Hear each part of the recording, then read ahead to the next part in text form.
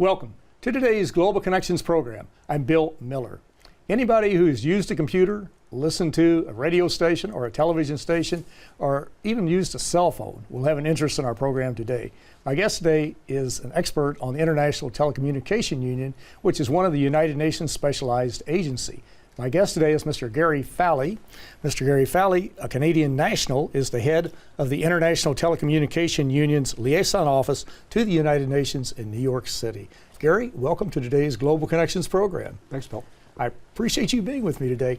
International Telecommunication Union is the oldest of all the UN specialized agencies, but it's one we don't hear about very often. What exactly, well, when was it formed, why was it formed, and what is your major mission?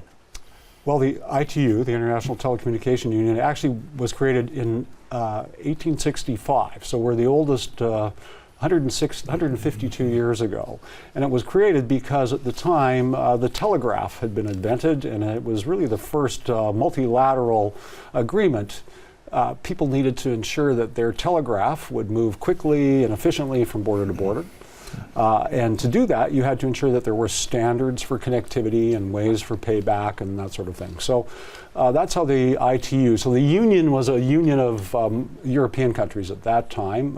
We now have 194 member states as well. But that union dealt with ensuring that telegraph connectivity worked efficiently and effectively and spread around the world, and was really the dawn of our information age. But then as the information age developed, with the advent of radio and frequencies, where you had to ensure that the frequency spectrum was managed in a way that there was no harmful interference. You wanted to make sure that the trains, planes and trains and automobiles all didn't interfere with each other. That became a responsibility of the ITU to ensure that radio frequencies were protected through treaty. Then when the invention of communication satellites, somebody had to ensure that those satellites were put in the right space, right orbits in space, so that's what ITU did. And you had to have standards to ensure that all of this connects. So ITU has been on the forefront of ensuring that there is global connectivity, working with both government and the private sector for all those years, but also ensuring that there was people benefited from that, and that connectivity for connectivity's sake is a wonderful thing, but we have to make sure that everybody has access and that we use it in a way that creates sustainable development. So it's not the ITU putting together rules and regulations. You bring together the governments, you bring together the private sector, the AT&Ts, the telecommunication companies, and those folks, and they work it out. They work it out. We have working groups in the standards development, where we're the only UN agency that have, in addition to our member states, we have sector members who are mostly from the ICT sector, the telecom regulators, plus companies like Microsoft, Facebook, Google, who come and work together to find a standard, potentially a standard that will they can all benefit from, that their platforms will support, and that will give them the ability to compete amongst themselves, but also to bring that technology to the whole world. So it is a unique organization that way. We've been for 162 or 52 years we've really stuck to the mission of trying to connect the world. And hopefully for another 152 years that will continue. That's right. All 7.6 billion people. That's right. That's right. And people don't realize every time you pick up a phone, especially now, a mobile phone or landline, or use the internet, or we're still the keepers of the Morse code. Oh, really? Yes. Yes. And the last development in that one was a few years ago when we had to come up with a Morse code. They had to come up with a Morse code signal for the ampersand, because people were sending their email addresses. So you had to have it encompasses a broad range of communication technologies and services. But the focus here at the United Nations, especially from me and my office, has been on sustainable development, using information communication technologies as a catalyst for all three pillars of sustainability, whether it's economic growth, social inclusion, or environmental balance. ICTs generally, the internet specifically, have taken on that fundamental underlying, I'll use utility in the economic sense. It is to this generation, the internet, for example, and ICTs, what electrification was to the last century. It underpins pretty much all of our increasingly underpins our economic and social activities and sustainable development. So, and of course, the technology in this area is moving at just such a rapid pace. That's it. It's just, I guess it's almost moving geometrically from where before it was moving arithmetically, probably. Right, and it's always a combat with technology. You're never sure. One of the things that have always fascinated me is the innovation that we can gain from it, but you never know for sure where the next technological revolution is going to be. But it's always a combination of some sort of private innovation, scientific development, and then public regulatory support for that innovation. And I would use the example, we at ITU got into the development business really in a serious way in 1985 when we were dividing up the space orbit, orbit space, and the developed countries wanted to take all that orbit space on prospect and thinking they would use it in the future. And the developing countries who really couldn't put a tin can in a 2-foot orbit saw the inequity in that because they realized instinctively how important this is for their development. And the ITU commissioned a report by a very smart and wise man, Sir Donald Maitland, to look at the issue. And ITU issued a report called The Missing Link. And the missing link was access to technology generally, telecommunications specifically. And the least developed countries really were at the forefront of demanding that have the equitable access. But the aspirational goal in 1985, and I was there covering this for The Economist, was that everyone on the planet would be within 5 miles walking distance to a telephone by the year 2000. But a couple of things happened. A noble goal. A noble goal. A couple of things happened. The ITU enabled private competition by staying out of the way in some ways, and technology innovations that enabled much better communications. But we still have a large gap. So from there we went to, okay, the idea of the digital divide was created, between the information haves and the information have-nots, and ITU brought to the UN what was called the UN World Summit on the Information Society, looking at all the issues: who had access, who didn't have access, how do we govern it, do we govern on the internet, how do we govern the internet, what about cybersecurity, how do we make sure everybody has the digital literacy skills to enable them to use this technology. So we've been working in that area for a long time, and that's seen fruition here at the UN in 2 ways. The World Summit on the Information Society, which is reviewed, it was held in 2 phases, 2003 in Geneva and 2005 in Tunis. The Tunis Action Plan was reviewed a couple of years ago. We're committed to that still, but we're also now committed to the Sustainable Development Goals.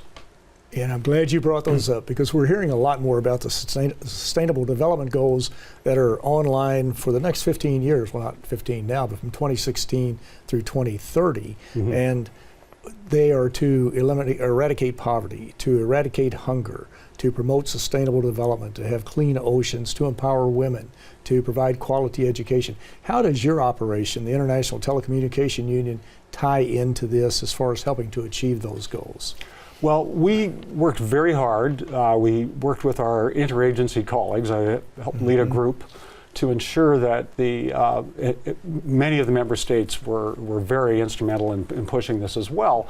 But we wanted to make sure that information communication technologies were seen for what they are, which are catalysts for development.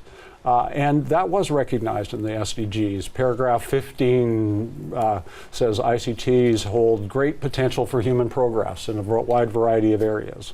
I'm summarizing that a bit. And then identified 4 targets for us, which we're committed to ITU is committed to developing, to achieving by 2030, and those are in Goal 4 in education, where we need to provide digital literacy skills to everyone. Having connectivity for connectivity's sake is great, but what are you going to do when you get it? You need to have the ability to understand how that technology works, how you can use it to achieve your own educational goals. It's a tool of empowerment. I'm not saying to stop teaching children to, cursive writing, although I am thinking it's questionable. Teaching them to code might be a more important communication skill going forth. So that's Goal 4. Goal 5 is gender equity, where we have a big gender digital divide. There are right now 250 million fewer women in the world who have access to the internet than men. So if they're trying to access your online UN.org, there's a big gender imbalance. We need to bring that forward, and we're doing that through a program called Equals, Equal Access in Tech. They have equal access, equal skills, and equal leadership. Women need to take a leadership role both in the private and public sector in ICT, because that divide is growing. So those are two of our targets. Probably the most important for us is Goal 9C, which is universal and affordable access to the internet by 2020 in the least developed countries. Well, that's how important it is that they decided it should be by 2020. I'm not sure we're going to get there, because in the least developed world right now, not even 10% of the population has access to the internet, something that you and I just take for granted. But that's an important one, universal and affordable access. And then the final target for us is in Goal 17, which is using ICTs in partnership as a means of implementation for all the goals. So to me, that says, hey, this is how important ICTs are. They're an input, a catalyst for all of the targets, and all 17 targets, all 169 goals. So pick a target, adopt a target, figure out how we can achieve it quicker with ICTs. The least developed countries have always been at the forefront of pushing that, because when you don't have access, you realize how important it is. You and I take it for granted, Bill. It's like breathing. You don't think about it unless you can. And people say to me, well, yeah, but you can't eat a cell phone. Well, no, you can't. You could. It wouldn't be very tasty. But you can use it to empower yourself. You can use it to gather the information that you need to make the wise decisions you have to make. Exactly. And we always say, what did we do before we had it? What did we do before we had computers or cell phones or whatever the case might be? But what you do, the folks that you're involved with, you touch the lives of the majority of the people on the planet, and certainly in a high-tech way. You touch everybody in the high-tech industry without a doubt.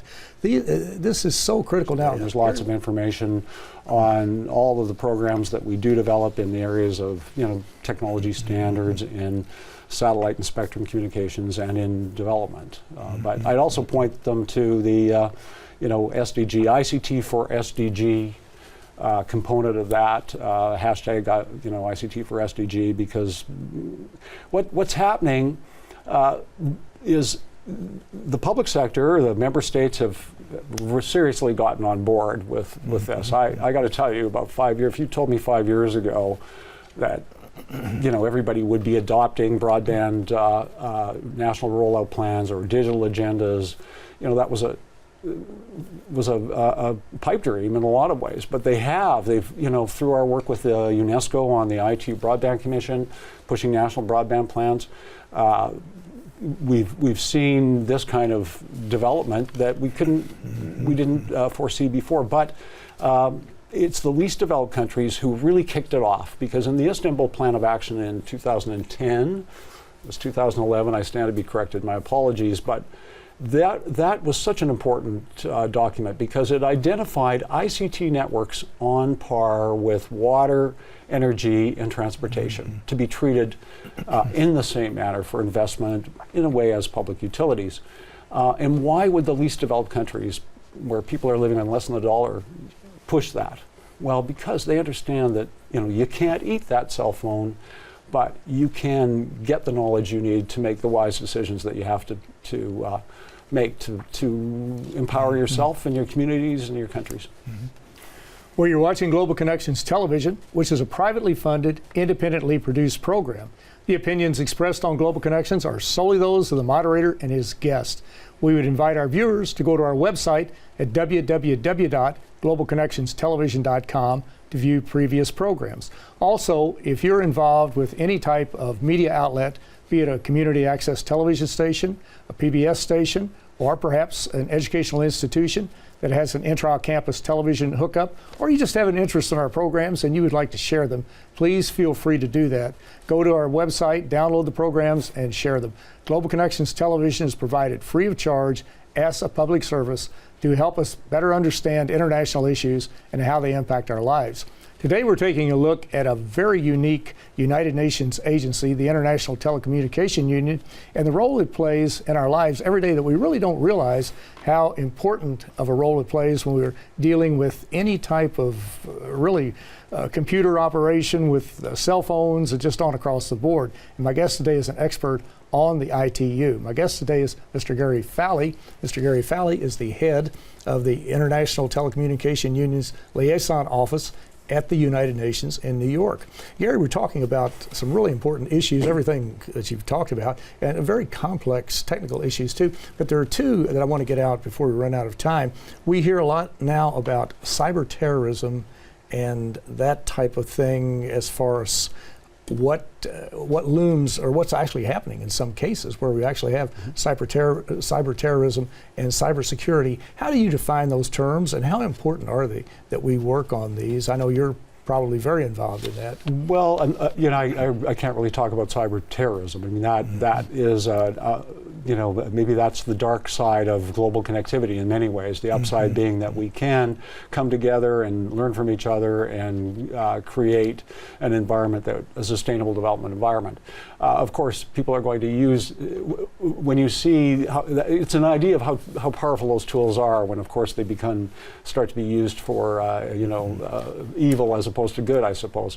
But cybersecurity is really more of a basic issue for us. It was identified in the World Summit on the Information Society as an action line that ITU is to try and work on. It's a challenging one. Some member states want us to do more. Some member states want us to do less in that area because, as we know, cyber has become both a tool for development and an offensive tool. But there are basic things that we can all agree on. For example, we want to make sure that children are protected online, and we have a program, Child Online Protection, that provides guidance for member states, for regulators, for teachers, for students. We support, as we become more and more connected, we need to make sure that those systems are connected. So, it's Cybersecurity Awareness Month. We want to make sure that people stop and think and connect. I mean, you should have a different password for every device in which you log on. Your password should be something creative with multiple, digits and alphanumeric symbols. That basic stuff that we, password 12345 just doesn't cut it anymore. Common sense. Common sense. I mean, the great hope is, I think, personally, this is my opinion, is really in the biometric. I mean, you see things like the thumbprint, but iris scans, voice scans, where the combination of those will give you your unique digital footprint or identification. And that's moving in that way. The challenge is to get member states to agree on, codes of conduct and principles. That becomes a very divisive issue here in this House. We in fact look at it in different ways. There's Committee 1 on disarmament, and we have the second committee which looks at ICTs in a social and economic way. And then we have decided in the Human Rights Committee that your human rights online or offline are equal online, and that's a big thing. But it's stretching our imaginations to come up with better policies and better practices in cybersecurity. People get hacked, money disappears. Fortunately, there is an appetite, I think, for solving this, but unfortunately, what often happens, it's not until something serious does take place that we'll sit up and pay attention. I mean, there are countries like Estonia that have had, real experience in having their internet crash and this impacting, electrical smart grids and that sort of thing. But I don't want to see anybody die or suffer because somebody decided that they could hack into their that smart grid and turn off the power. And so we have to be more aware, and we have to teach children as part of their digital literacy. Basic literacy comes first, but digital literacy comes with responsibilities, and one of those responsibilities is to keep themselves safe online and to keep their friends and their family safe online. So we need to do that. In another area, we were talking about how quickly the technology is moving. One area where it's moving very, very quickly is in the area of artificial intelligence in such areas such as robotics and that type of thing. And there are just numerous examples of how robots are coming online, not only assembly lines, but also to do other things, work in fast food restaurants. Some say they have robots that could be programmed to do brain surgery, which I wouldn't want to be the patient, but we'll see how that goes. Well, it's a real impact on us. How serious is that issue? And it's something that's not going to slow down. It's going to accelerate. No, it's going to accelerate, and the impact is really just being understood in many ways in terms of the impact on labor and what jobs are safe, what jobs aren't. There is going to be a disruption to our labor market, but for the great hope and in technology and the economics of technology is that for the innovations that it creates and the new jobs that it will create will cover but there's going to be a shift. People that were working on an assembly line for their whole career are going to find that a challenge. But all roads do lead back to education on this one. If you do have the digital literacy skills and the literacy skills and the proper education to take these technologies and use it to solve your own problems. A way overused example is M-Pesa, which is electronic money in Africa, where it was an African technology to solve an African problem and brought people into the banking system that had been totally disenfranchised. So that was not an expected outcome, economic outcome in many ways, but it's had a huge positive impact. On the other hand, if you're working an assembly line, you might be looking over your shoulder at that robot. But again, robotics and AI, AI is really, artificial intelligence is based on the ability to take big amounts of data and then use that data, compute it in a way so that you have deep learning algorithms that will, take that data and run it around the robotics brain like we would run it around our own brain, and then come out with something new and insightful. But people are getting a little carried away sometimes with robots are going to take over the world, and we hope not. But there are some rules out there already. 3 of those rules were written by Isaac Asimov. Anybody who's a science fiction we got background. about 30 seconds if you can get them in. Robots are not to take purposeful harm to people, and should they do that, there's trouble. But that's the basics of it. No harm by.